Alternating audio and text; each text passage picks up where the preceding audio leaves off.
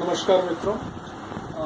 आज हम अधिगम टॉपिक के अंतर्गत हम लोग रॉबर्ट एम गेगनी या गेने का अधिगम के जो प्रकार दिए थे या सोपान दिए थे उसको हम लोग देखेंगे एक एक करके उनके द्वारा जो अधिगम का वर्गीकरण किया था उसके प्रकारों को लेकर, या कह सकते हैं कि उन्होंने एक सोपान दिया था, सीखने के प्रकारों का एक सोपान दिया था, जो कि देखते हैं हम यहाँ पर पहला सांकेतिक सीखना या अधिगम, उद्दीपन अधिगम या अनुक्रिया, सरल श्रृंखला, शाब्दिक, विभेदीकरण, संप्रत्यय, नियम और समस्या समाधान।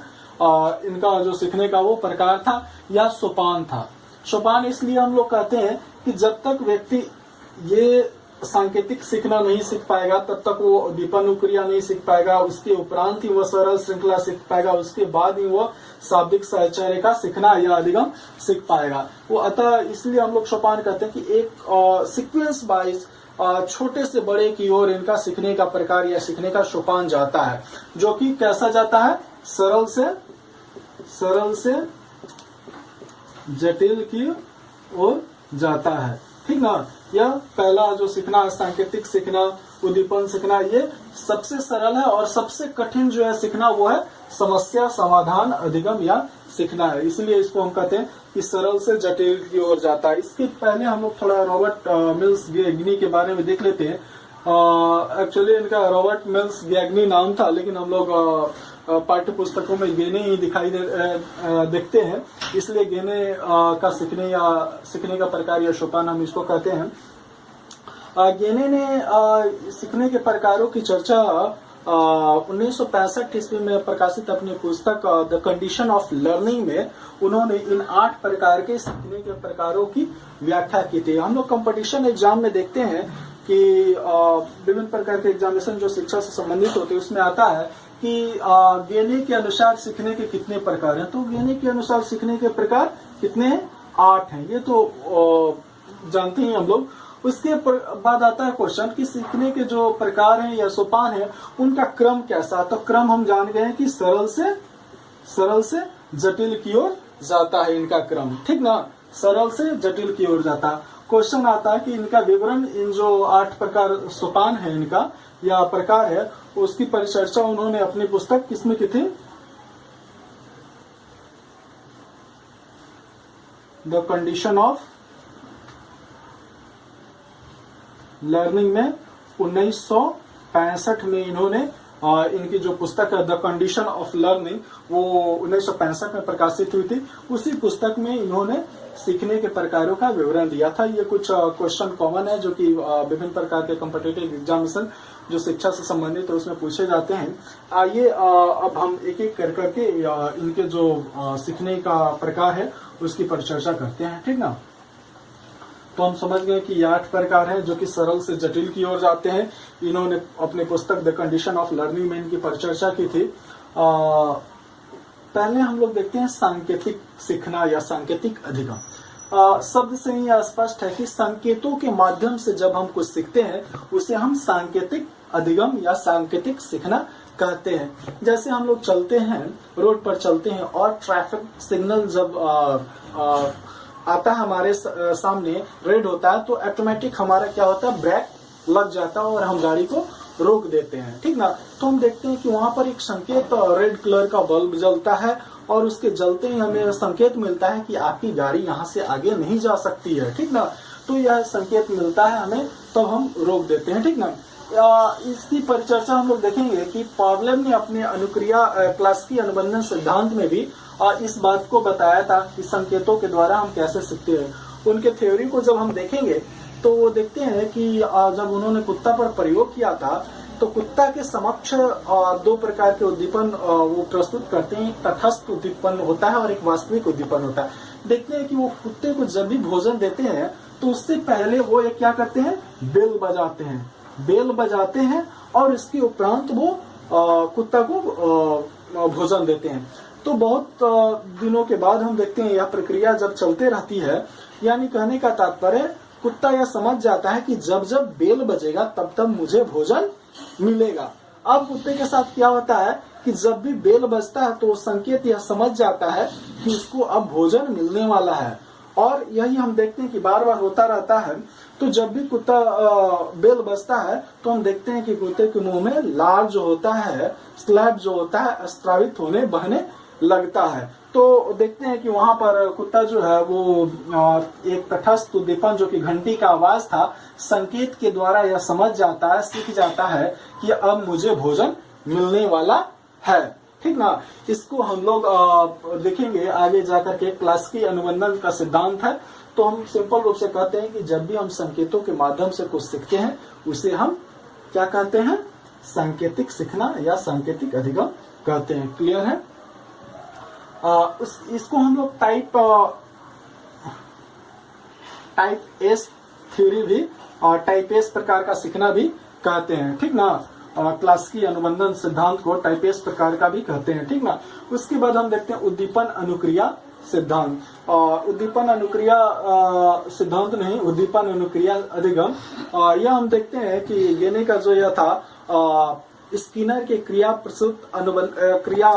प्रसूत साधनात्मक सीखने का जो सिद्धांत था उस पर आधारित था।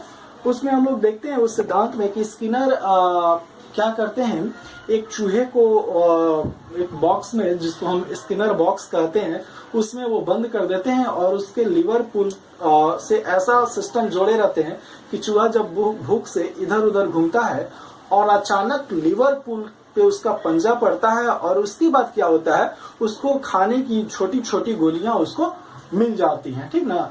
तो चूहा बहुत दिनों तक इस प्रकार की क्रिया करता है। जब जब पंजा जाता है लीवर पुल पे वो भोजन प्राप्त कर लेता है। अब क्या होता है, चूहा इधर उधर नहीं घूमने के बजाय क्या करता है, डायरेक्ट लीवर पुल पे हाथ डालता है और भोजन को प्राप्त कर लेता है। यही हम देखते हैं कि जब भी किसी उद्दीपन के प्रति जब हम ऐच्छिक क्रिया करते हैं और उससे जो हमें सुखद परिणाम मिलता है, अच्छा परिणाम मिलता है, तब उस अनुक्रिया को हम करना सीख जाते हैं। यानी जब भी हमारे समक्ष कोई उद्दीपन उत्पन्न होता है, हम उसके प्रति कोई अच्छी क्रिया करते हैं और उस अच्छी क्रिया से जब हमें सुखद परिणाम यानी अच्छे परिणाम जो हमें संतुष्ट करते हैं वो मिलते हैं, तब उस प्रकार के उद्दीपन के समक्ष हम वैसी क्रिया करना सीख जाते हैं, जिसे स्किनर महोदय ने साधनात्मक और क्रिया प्रसूत अनुबंधन सिद्धांत के माध्यम से व्यक्त किया था। तो हम देखते हैं कि उद्दीपन अनुक्रिया किस प्रकार हम सीखते हैं। कोई उद्दीपन हमारे समक्ष मिलता है, अनुक्रिया करते हैं और जब वो अनुक्रिया सुखद मिलती है तो हम ऐसे कार्य को सीख जाते हैं। उसके बाद है सरल श्रृंखला अधिगम। सरल श्रृंखला अधिगम सीखना या अधिगम इस प्रकार का है, जैसे हम लोग बहुत सारे उद्दीपन अनुक्रियाओं के संबंधों का जब सेट एक बार एक साथ सीखते हैं। जैसे मैं एक एग्जांपल देता हूँ कि सपोज कीजिए मैं ड्राइविंग सीख रहा हूँ, कोई ड्राइविंग सीख रहा है। ड्राइविंग सीखने में हम लोग देखते हैं कि बहुत सारा उद्दीपन अनुक्रियाओं का सेट सीखेंगे, तभी जाकर के हम ड्राइविंग सीख पाएंगे। ठीक ना। ड्राइविंग सीख पाएंगे। इसमें विभिन्न प्रकार के उद्दीपन और अनुक्रियाओं का जब सेट हम एक साथ सीखते हैं, जिसे हम पेशीय सीखना या श्रृंखला सीखना कहते हैं। इसमें अलग अलग विभिन्न प्रकार के उद्दीपन अनुक्रियाओं का एक सेट होता है। ये क्या होता है? सेट होता है। इसमें बहुत सारे उद्दीपन अनुक्रियाओं का सेट जब हम लोग सीखते हैं तब वो क्या कहलाता है? सरल श्रृंखला अधिगम। जैसे हम लोग बाइक सीखते हैं तो बाइक में देखते हैं कि बहुत सारे उद्दीपन अनुक्रियाओं को का सेट रहता है। जैसे हैंडल पे कमांड होना, क्लच पे कमांड होना, ब्रेक पे कमांड होना, ये सब जो हम लोग सीखते हैं एक सीक्वेंस वाइज सरल श्रृंखला में सीख जाते हैं। इसे हम लोग पेशीय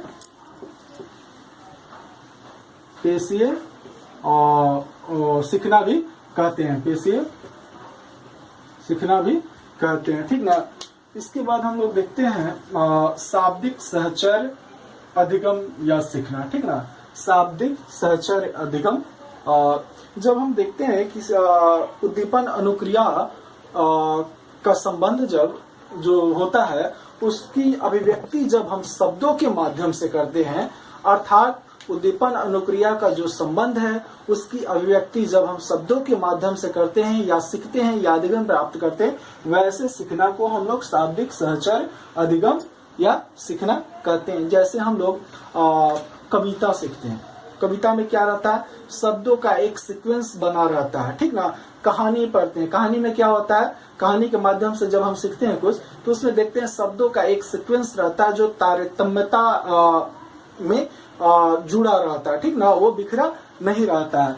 तो इस प्रकार हम देखते हैं कि शाब्दिक सहचर्य के माध्यम से हम लोग उद्दीपन अनुक्रिया के संबंधों की अभिव्यक्ति जब हम शब्दों के माध्यम से सीखते हैं या अधिगम करते हैं, वैसे सीखना को हम लोग शाब्दिक सहचर्य अधिगम कहते हैं। जैसे कविता सीखना, कहानी सीखना इत्यादि जो इस प्रकार के सीखना में आते हैं।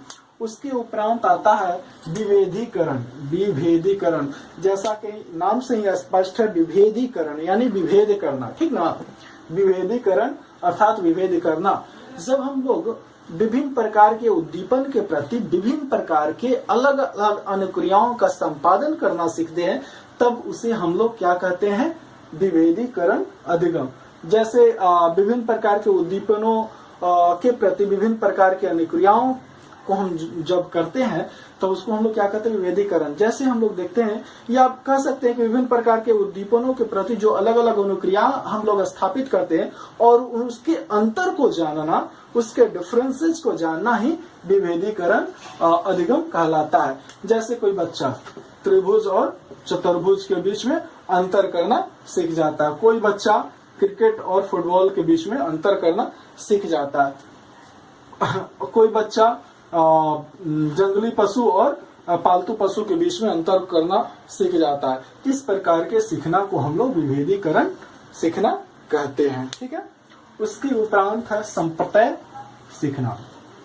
संप्रत्यय सीखना बहुत ज्यादा इम्पोर्टेंट है। इसके बाद जो हम लोग देखते हैं यह बहुत ज्यादा इम्पोर्टेंट है, ठीक ना। संप्रत्यय सीखना इस प्रकार का सीखना है जब हम विभिन्न प्रकार के वस्तुओं में, विभिन्न प्रकार के अलग अलग वस्तुओं में किसी सामान्य गुण के उपरांत उनमें विशेषीकृत कर देना ही क्या कहलाता है, संप्रत्यय सीखना कहलाता है। जैसे हम लोग देखते हैं कि भालू, बाघ, सिंह, हाथी इत्यादि जो भी जंगली पशु है, इन सभी पशुओं में एक समानता हम पाते हैं कि ये सब जंगल में निवास करते हैं। इन पशुओं को देखकर इनके संबंध में एक धारणा, हमारे एक संप्रत्यय हम बनाते हैं कि ये सभी क्या होता है, जंगल में पाए जाते हैं। अर्थात जंगली पशु का जो एक माइंड डेवलप हुआ हमारे अंदर, वो क्या कहलाया, संप्रत्यय सीखना। इनको देख कर करके जैसे हम विभिन्न प्रकार के मनुष्यों को देखते हैं, उनमें जो मनुष्यता का गुण होता है, विवेकशीलता का गुण होता है,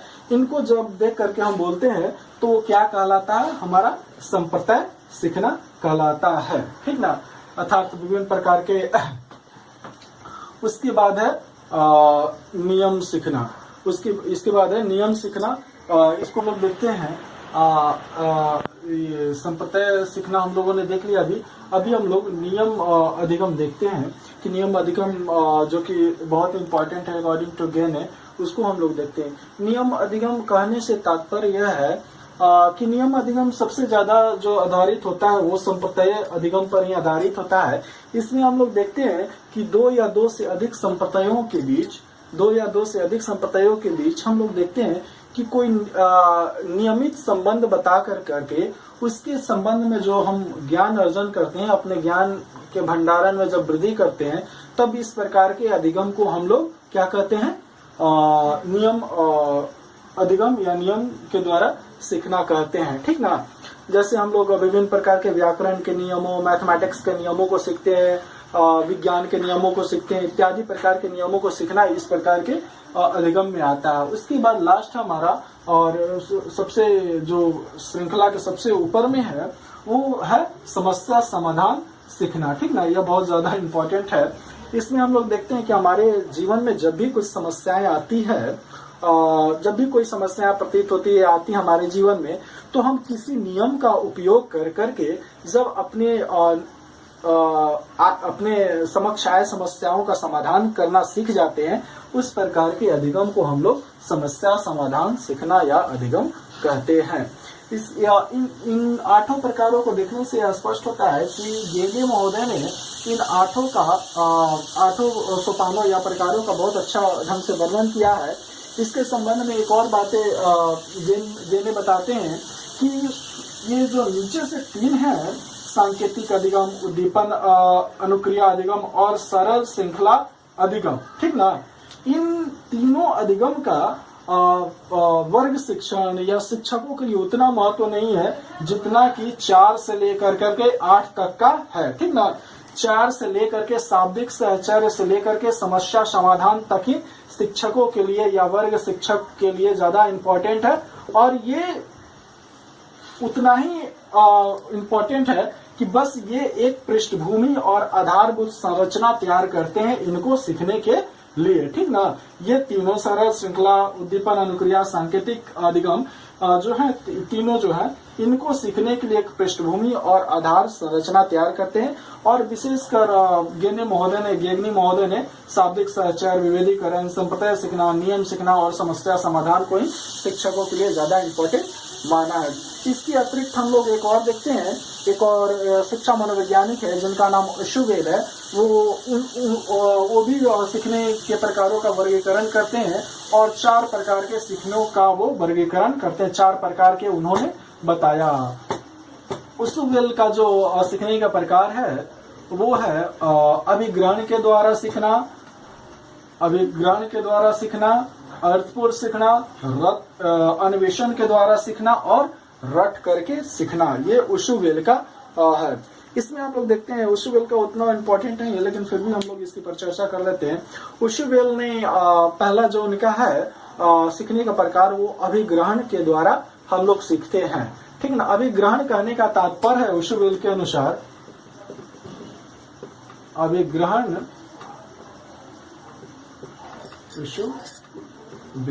अशुवेल के अनुसार सीखने का अभिग्रहण सीखने का तात्पर्य यह है अशुवेल के अनुसार कि सीखने वाली सामग्री को सीखने वाले व्यक्ति के समक्ष हम लोग लिख करके या बोल करके रख देते हैं और उस सामग्री को सीखने वाला व्यक्ति आत्मसात, इंटरनलाइज कर लेता है और वो सीख लेता है। प्रायः हम लोग यह समझते हैं कि अभिग्रहण सीखना मात्र अभिग्रहण के द्वारा जो हम सीखते हैं वो सिर्फ रट करके होता है, बल्कि अशुवेल ने यह स्पष्ट कर दिया है कि अभिग्रहण के द्वारा सीखना रट कर भी हो सकता है, सोच समझ कर भी हो सकता है। ये दोनों अशुवेल ने बताया। इसके बाद है इनका अन्वेषण के द्वारा,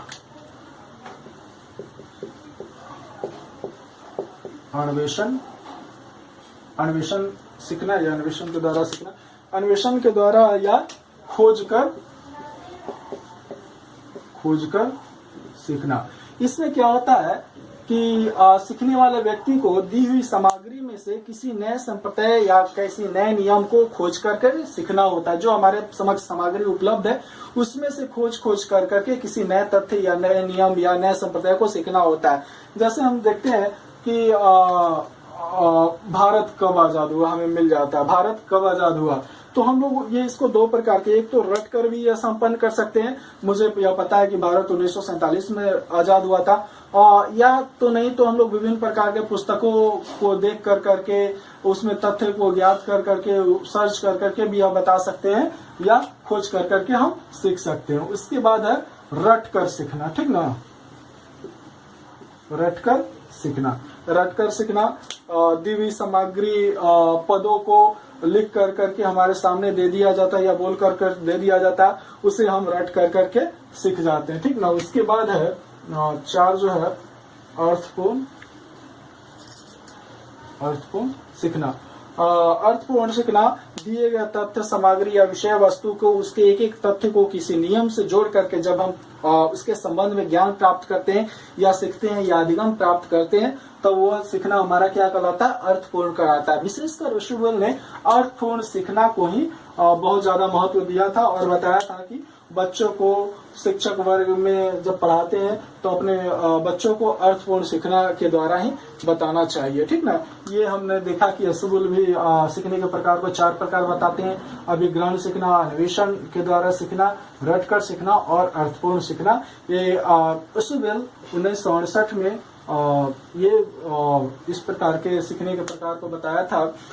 यहीं तक आज हम लोग छोड़ देते हैं। मुझे आशा है कि आप इस वीडियो को लाइक करेंगे और हमारे चैनल को सब्सक्राइब करना न भूलेंगे और